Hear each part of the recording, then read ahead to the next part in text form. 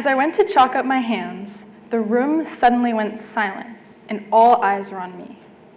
My coaches were seated directly in front of me, arms crossed like hypercritical judges, waiting to see if I'd make an error. Confused and uneasy, I asked Coach Udi why he turned the music off.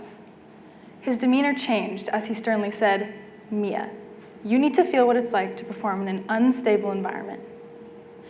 My very first Olympic weightlifting competition was fast approaching, and my coach had arranged a mock meet for me and several other lifters to gather in his garage gym, where we regularly trained, joked, and laughed.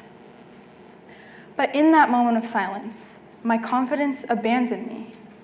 I immediately felt self-conscious, anxious, and deeply uncomfortable. As I stood there, hoping my coaches would give me an encouraging smile, they didn't move or say anything. They just waited. I was first up to lift with 90 pounds loaded onto my barbell for a snatch. A snatch is where a barbell is lifted into an overhead squat position in one continuous motion. With no escape in sight, I focused my eyes on a spot on the wall past my coaches and performed the lift. It was shaky, but I did it. 7 days later, I found myself in the exact same position.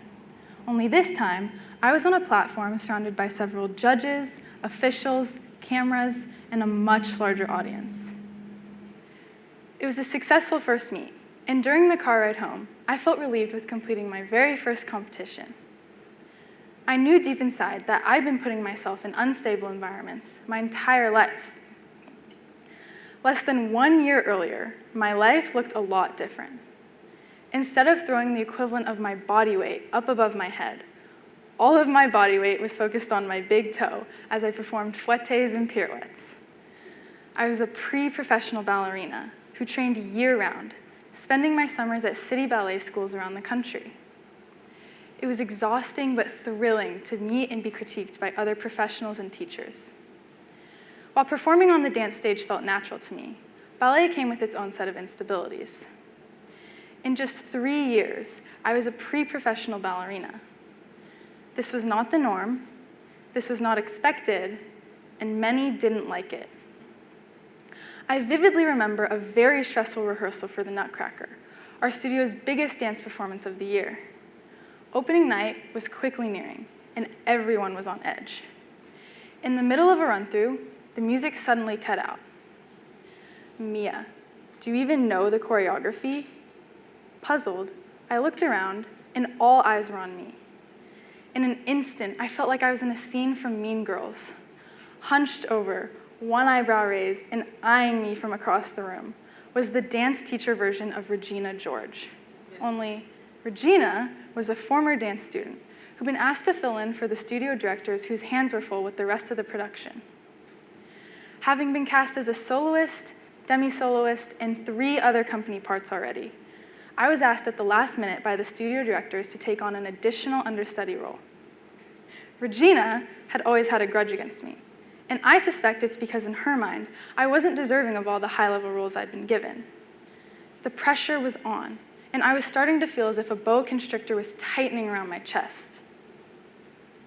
So when Regina belittled me in front of the entire class, my face turned bright red as I tried to look away, blinking back tears. Embarrassment, humiliation, and the fear of not being able to perform at the level of everyone's expectations invaded my thoughts. My initial reaction was to shrink down into a hole of despair. If I gave up and quit, my life would be so much easier, and the feelings of shame would just melt away. But then, I remembered my last set of fouette pirouettes, and stood tall again. Those roles were given to me for a reason. I put in the time she may not have been aware of, and I wasn't about to flounder it all away just so Regina or anyone else would feel less threatened. The show was magical, and I gave the proudest dance performance of my life. An unstable environment is one that's unpredictable, unsettling, and even a little risky. I mean, even being here right now is wonderfully unstable for me. I say wonderful because I've come to believe that immersing myself into these situations allows me to see what I'm truly made of. Recently, I decided I wanted to start a podcast and talk to teens and experts about topics surrounding teen mental health and well-being, and I was very surprised by the reactions that it spawned. Shortly after my very first episode was released, I happened to be swiping through Snapchat and clicked on one of my friend's stories. To my dismay, it was a photo of her and another classmate mocking me, using a water bottle as a makeshift microphone with the snarky caption, "Podcast time." My heart sank knowing that other people who knew about my podcast would see their nasty Snapchat and judge me harshly for trying to create something of my own. I wanted to take back what I'd started, especially since I knew I wasn't very good at it. The safest thing to do was to shut it all down. Once again, I had to make a choice. A choice to either shrink and hide or trust in what I've learned to be true about unstable environments. They've never failed me. In fact, they accelerate my growth, and so I was willing to take any negative hits. I've learned that stability doesn't come from my environment.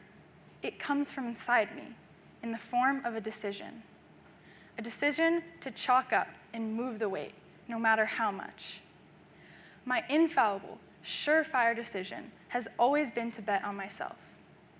This is because regardless of what happens, whether I make or miss a lift, am liked or not liked, succeed or mess up, or even when the music stops, in the end, it's all about showing up fully.